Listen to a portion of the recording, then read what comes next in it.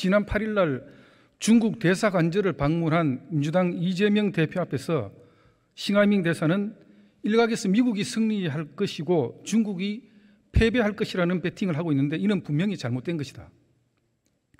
단언할 수 있는 것은 나중에 반드시 후회할 것이다. 이런 협박성 언사를 서슴지 않았습니다.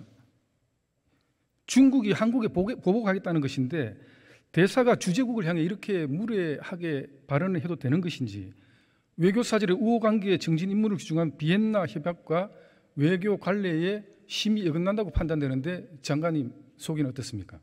네, 매우 부적절한 언행이라고 생각합니다.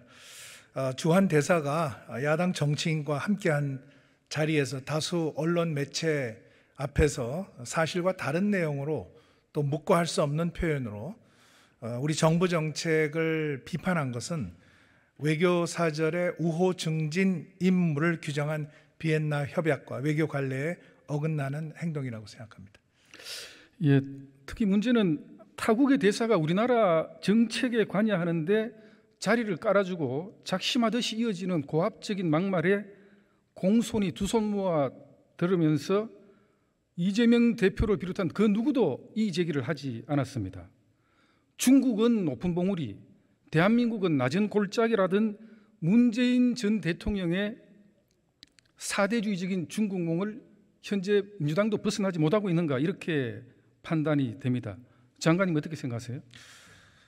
네, 그 외교부는 그렇기 때문에 주한 대사를 초치해서 대사의 언행에 대해서 엄중히 경고하고 강력한 유감을 표명하였습니다. 이번에 외교부의 신속한 조치 조치는 바람직하다, 이렇게 평가를 받고 있습니다.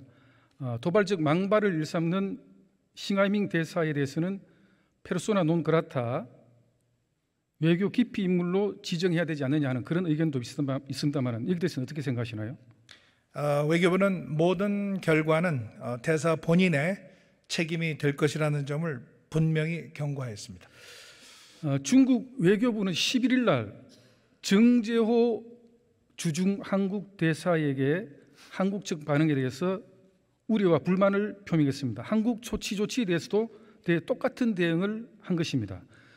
최근에 중국과 거리를 두고 급속 밀착 중인 한미일 관계를 두고 조급함이 묻어나는 그런 대목이 아닌가, 그렇게 판단이 됩니다. 중국은 여전히 우리나라의 주요 교역 상대국입니다. 그리고 앞으로도 협력이 필요한 국가라고 보여지는데 중국과의 바람직한 외교 관계에 대해서는 장관님은 어떤 방향을 세우고 계시는지 밝혀주시기 바랍니다. 네, 말씀대로 중국은 우리의 가장 큰 무역 상대국이고 또 이웃 국가입니다. 또 지정학적으로 한반도 문제에 대해서 역할을 수행할 수 있는 위치에 있기 때문에 중국과는 상호 건강하고 성숙한 관계를 만들어가는 것이 우리의 국익에 부합한다고 생각을 합니다. 그러나 이러한 상호 성숙하고 건강한 관계를 만들기 위해서는 상호 존중이라는 것이 대단히 중요합니다.